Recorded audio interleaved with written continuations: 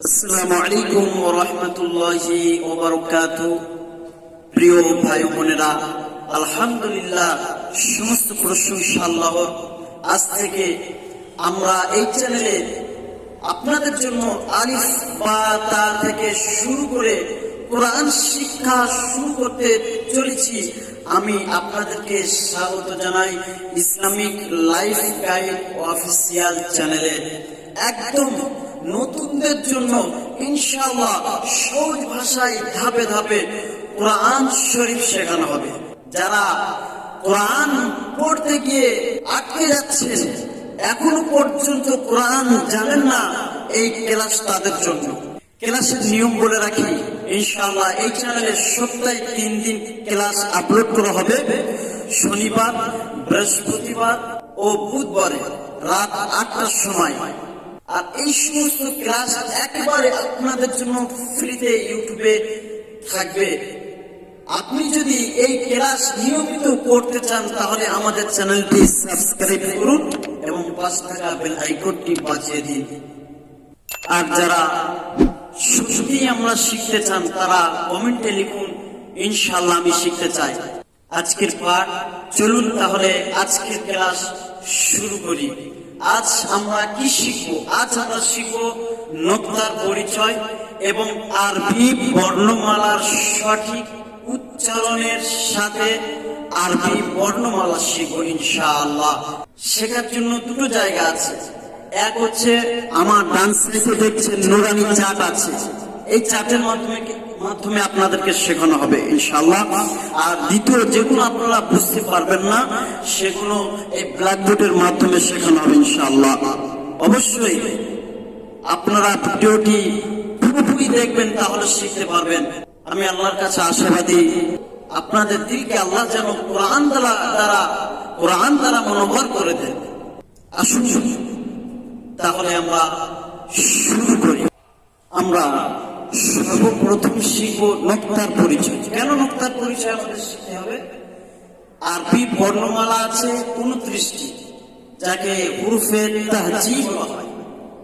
আরবি বর্ণমালাকে কি বলা হয়? হুরুফে তাহজি। আপনারা বলেন হুরুফে তাহজি। আরবি অক্ষর মোট 29টি। কটি? এই 29টি অক্ষর বোঝার জন্য, চেনার জন্য আমাদেরকে নোক্তা চিনতে হবে। আমাদেরকে কি চিনতে হবে? নোক্তার পরিচয়টা আমাদের জানতে হবে। আমরা জানি একটা মানুষকে চেনার জন্য তার হাত, পা, অঙ্গ প্রত্যঙ্গ দ্বারা আমরা বুঝতে পারি যে এটা মানুষ। পশুদের থেকে আলাদা আমরা। প্রত্যেকটা বস্তুকে চেনার জন্য তার যেমন চিহ্ন থাকে আলাদা আলাদা, ঠিক আমরা এই যে আরবি বর্ণমালা আছে, হুরুফ আছে আরবিতে, এই হুরুফ গুলো চিনতে গেলে আমাদের অবশ্যই নোক্তাকে চিনতে হবে। কোন জায়গায় এক নোক্তা বিশিষ্ট থাকে, কোন অক্ষরেতে 2 নোক্তা থাকে, কোন অক্ষরের উপর 3 নোক্তা থাকে।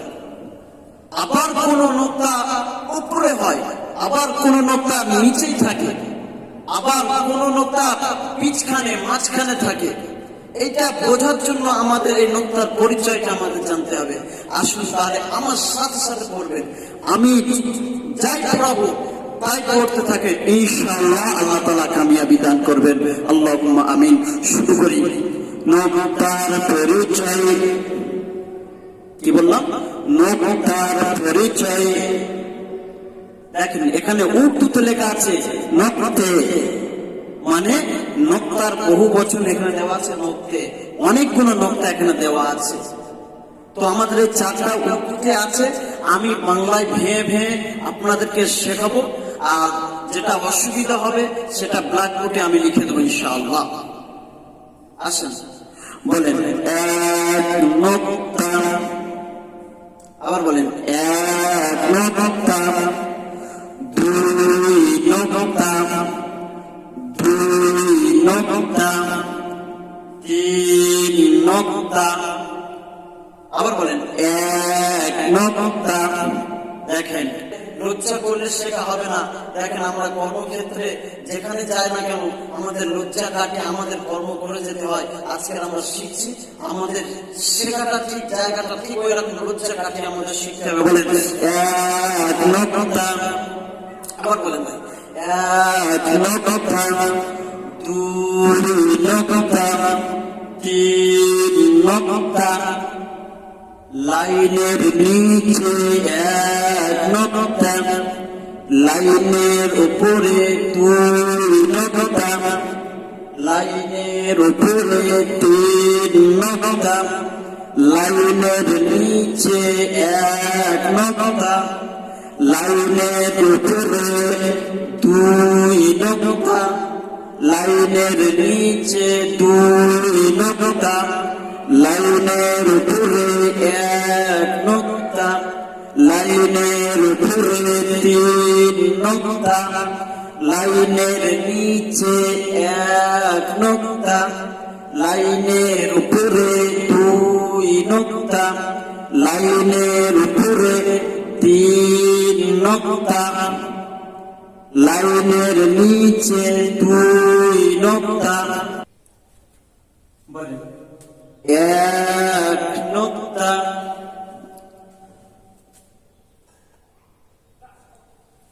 দুই নকতা, নকতা, দুই নকতা, দুই নকতা,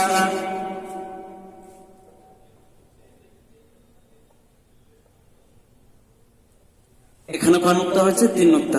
বলেন তিন নকতা, নকতা, তিন নকতা, এক নকতা, দুই নকতা, তিন নকতা। তো কোন হরফের উপরে নকতা থাকে, কোন হরফের নিচে নকতা থাকে, কোন হরফের দুই নকতা থাকে, কোন হরফে এক নকতা থাকে, সেটা বোঝার জন্য আমাদের লাইন উপর নিচে আমাদের বুঝতে হবে।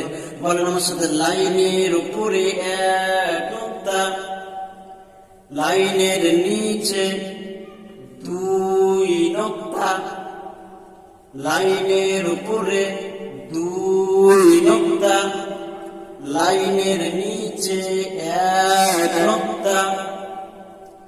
আবার পুরো জায়গায় তিন নকতা থাকে উপরে, লাইনের উপরে তিন নকতা, লাইনের উপরে তিন নকতা। আমরা নকতা বুঝতে পারলাম, ঠিক আছে। এবং এর পরে আমরা তাখতি আরম্ভ করব, অধ্যায় শুরু করব।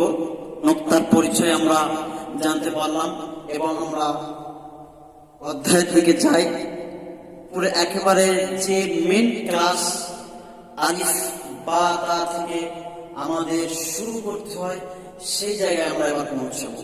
আমাদের প্রথম পাঠ শুরু হচ্ছে তাখতি নাম্বার 1। বলেন তাখতি নাম্বার 1। তাখতি মানে অধ্যায়, এটা উর্দুতে লেখা আছে।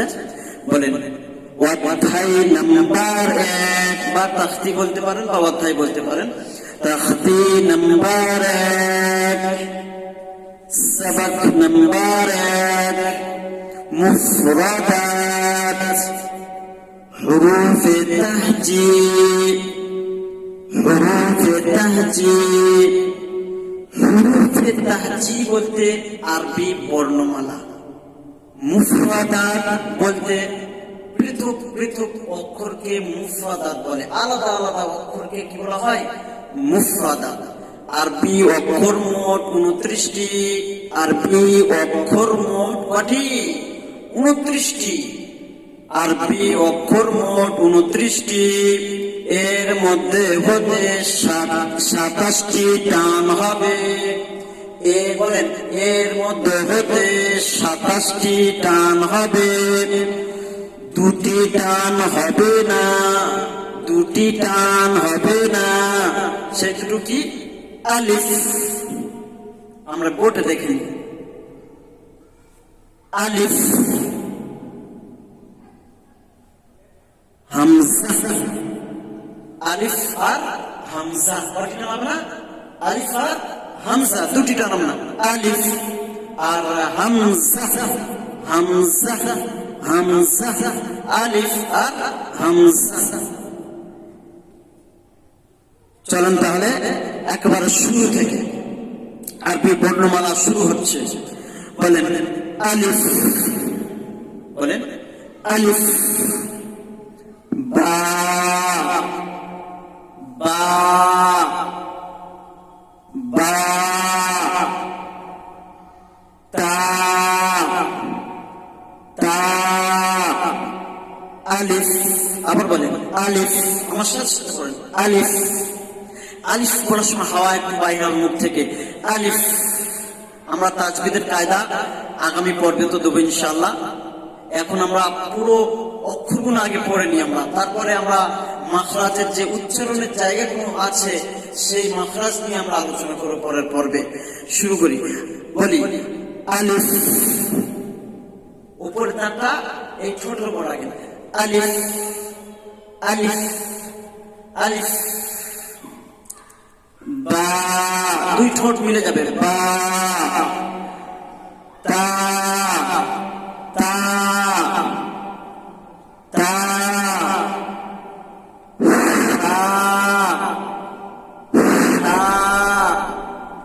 এই জিভের আগাটা দাঁতের আগার সাথে লাগানো,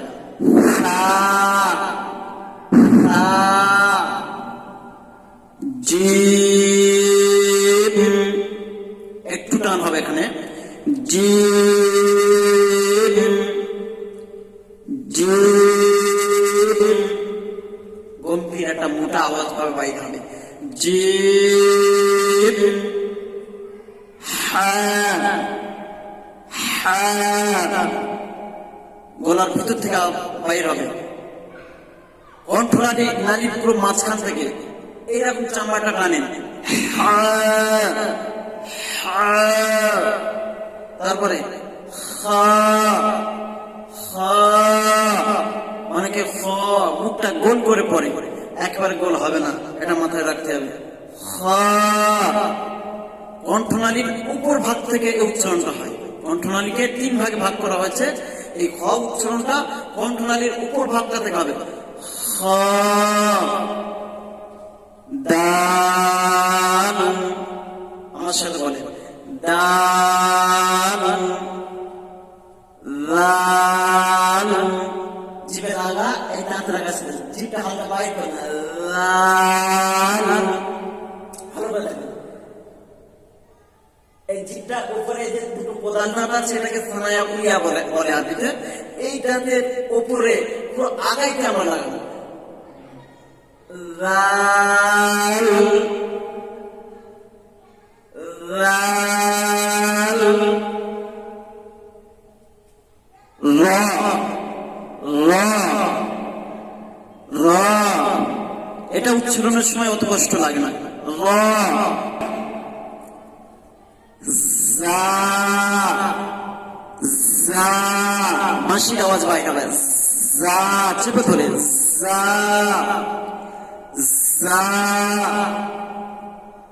এটাও মাসির আওয়াজ, সিন, চার টান হবে, সিন, তারপরে শিন, মোটা করে, শিন শিন, এটা মাসির আওয়াজ হবে, সাদ,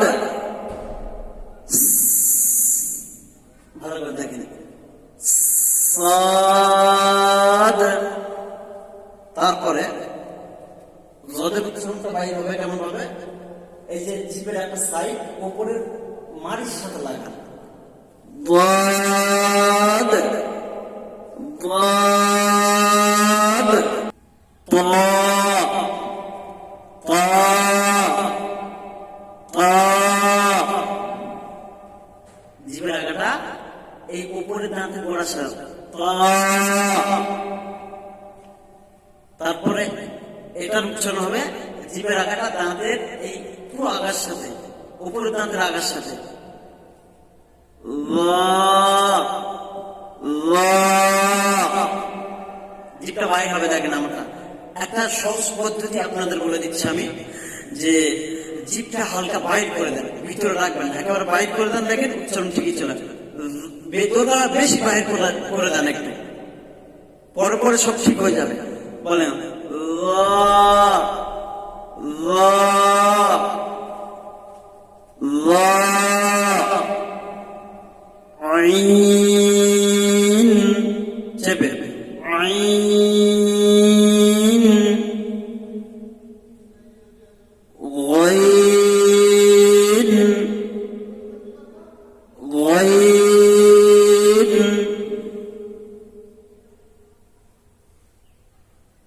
ফা, ফা, জিভের এই দাঁতের আগা এই ঠোঁটের উপরে বসান, ফা, আবার হবে হালকা, ফা, ফা, তারপরে কফ, কফ, কাফ, কাফ, লাম, লাম, মিম, মিম, নুন, নুন, ওয়াও, ওয়াও, হা, হা।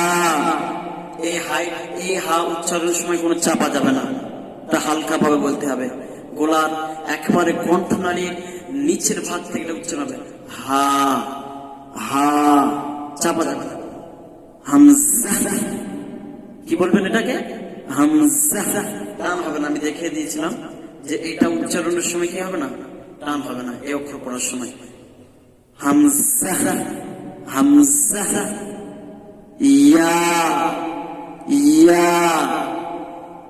আসেন আমরা এবার বোর্ডে পড়ব, আমার সাথে সাথে বলে আলিফ, আলিফ, আলিফ,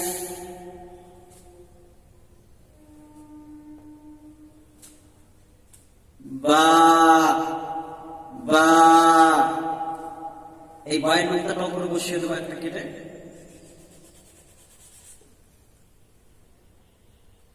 সবই থাকবে, শুধু নোক্তা পড়ে যাবে, দুখানা নোক্তা উপরে বসিয়ে দেবো, তাহলে হয়ে গেল তা, তা।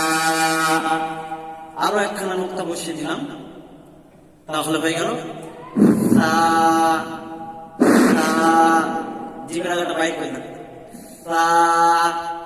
মাশাআল্লাহ, এইভাবে শেখার চেষ্টা করেন, ইনশাআল্লাহ আল্লাহ কামিয়াবি দান করবে। আল্লাহুম্মা আমিন। তারপরে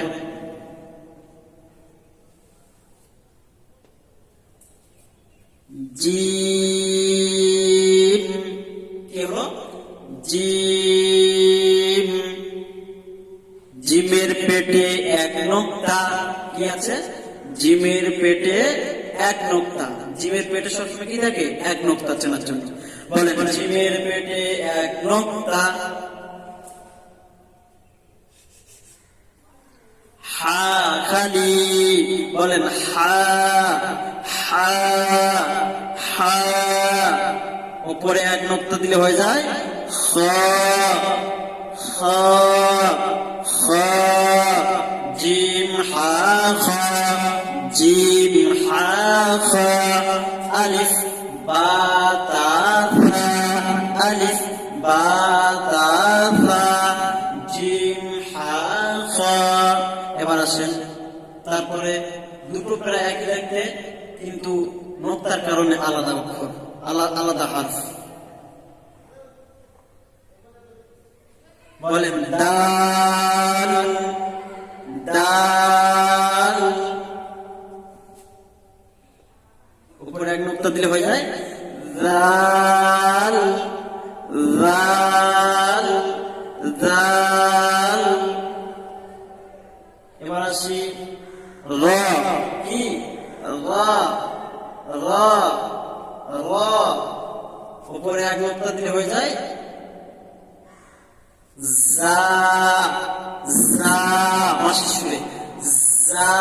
চেপে বলেন জা জা।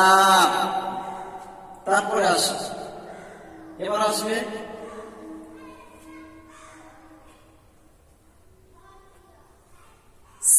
সিন। কি হলো এটা?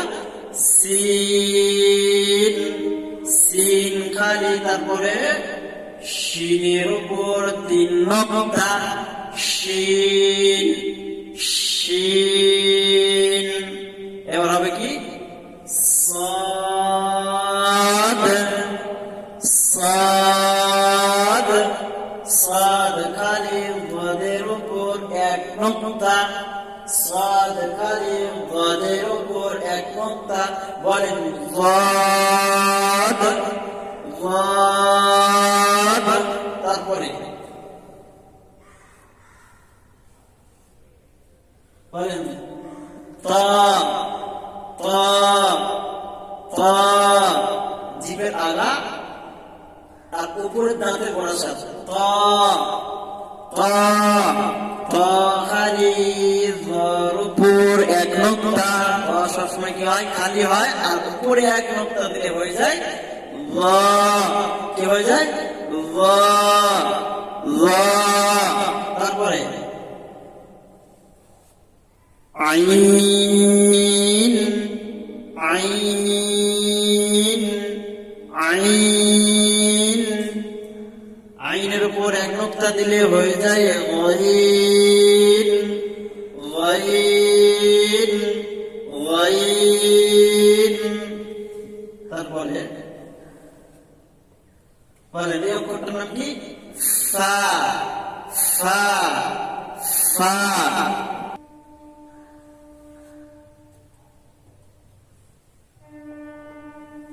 কফ কফ। আর এবার হবে কি এটা? Calf calf. তারপর হবে কি এটা? এর নাম হলো, বলেন লাম লাম। এই অক্ষরটার নাম কি বলেন? আপনারা এটা কমেন্টে লিখবেন এই অক্ষরের নাম কি?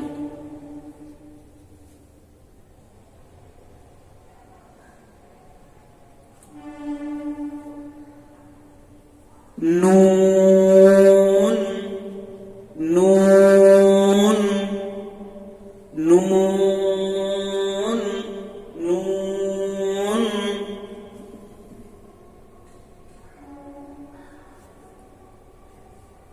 Wow wow wow wow. হা হা, হালকা ভাবে হা, একেবারে হালকা হা। আর এটার নাম হামজা হামজা হামজা। আর এটার নাম কি? ইয়া ইয়া ইয়া। তাহলে কি হলো? আলিফ। আবার বলেন আলিফ। বা, নিচে নুক্তা খালি কি হয়? বা। 1 নুক্তা উপর থেকে সরিয়ে নিলে ওটা হয়ে যায় তা। উপরে আর 1 নুক্তা বসালে কি হয়? তা। আলিফ বা তা সা, আলিফ বা তা সা। জিম জিম জিম হা খা, জিম হা খা। দাল জাল রা সা, সিন শিন صاد ضاد طاء ظاء عين غين فاء قاف كاف لام ميم نون واو হা হামজা ইয়া। ঠিক আছে, আজকের ক্লাস এই পর্যন্ত শেষ করলাম। আল্লাহ তাআলার অশেষ মেহেরবানিতে সকলে দোয়া রাখবেন। ইনশাআল্লাহ আপনাদের যদি শেখার আগ্রহ থাকে, আমাদের ক্লাস এগিয়ে নিয়ে আনার জন্য খুব ভালোভাবে উপকৃত হব। আমিও খুব খুশি হব এই জন্য যে আল্লাহ যেন এর ওসিলায় আখিরাতে যেন নাজাত দান করেন। আল্লাহুম্মা আমিন। সকলে ভালো থাকবেন, শুভকামনা। আসসালামু আলাইকুম ওয়া রাহমাতুল্লাহি ওয়া বারাকাতুহু।